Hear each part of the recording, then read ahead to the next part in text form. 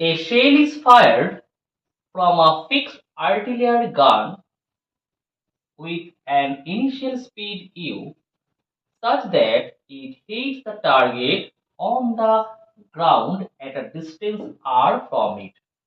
If T1 and T2 are the values of the time taken by it to hit the target in two possible ways, the product T1 T2 is option A R by 4G, option B R by G, option C R by 2G, and option D 2R by G.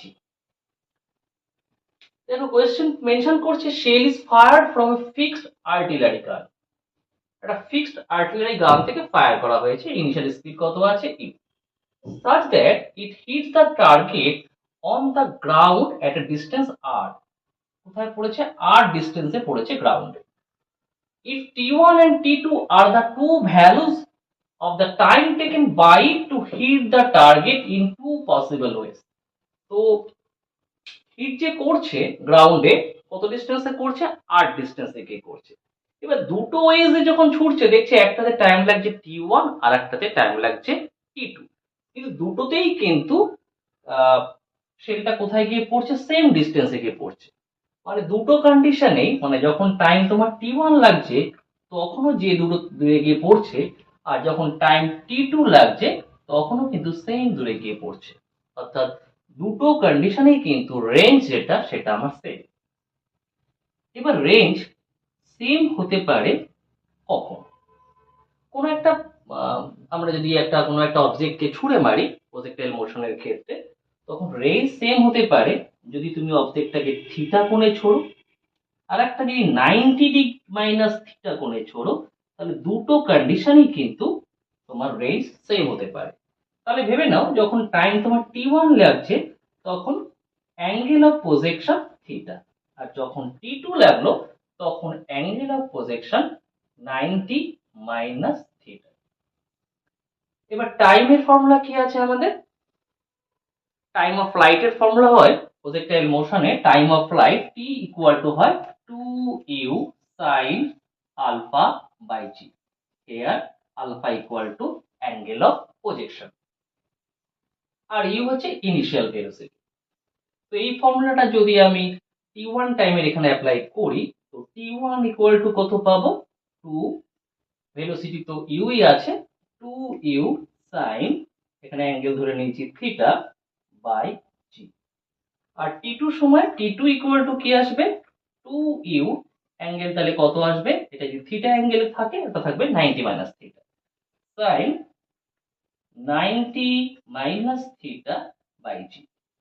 we know sin 90 minus theta equal to হয় cos theta, that means কত পাবো? 2u cos theta by g। তাহলে t1 এর value পেলাম 2u sin theta by g, আর t2 equal to পেলাম 2u cos theta by g।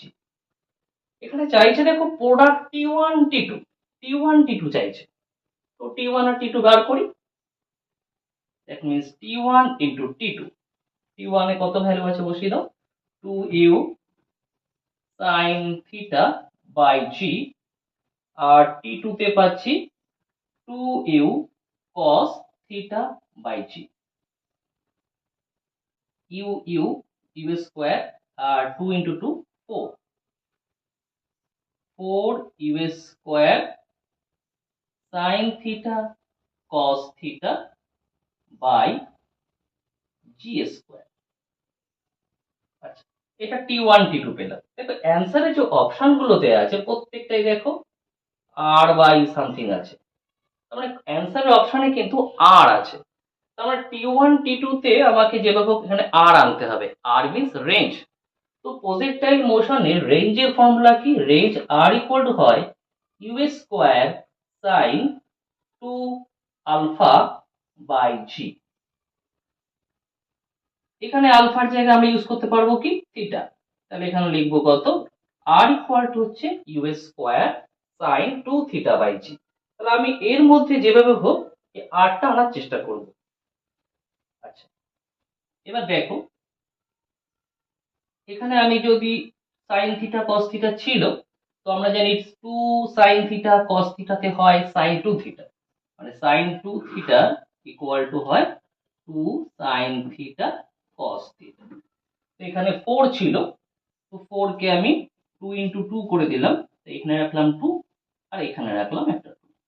তাহলে এই যে 2 সাইন থিটা কস থিটা তাতে কি পাবো, সাইন 2 থিটা। এখানে কি ছিল, ইউ স্কয়ার সাইন 2 থিটা, দেখো ইউ স্কয়ার সাইন 2 থিটা পেয়ে যাচ্ছ।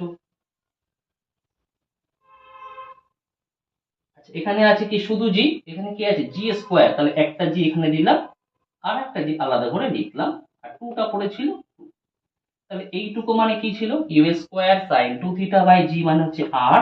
তাহলে আমরা অ্যান্সার কত পাবো, 2r বাই জি।